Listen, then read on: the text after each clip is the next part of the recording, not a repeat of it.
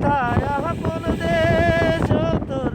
যেথায় আপন দেশ সকাল যদি হইতে পারে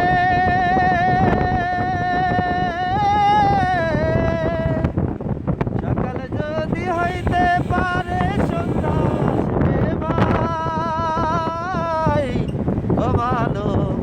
দুই দিনেরই দুনিয়াতে গৌরব করার নাই রে কিছুই নাই ও ভালো দুই দিনেরই দুনিয়াতে গৌরব করার নাই রে কিছুই নাই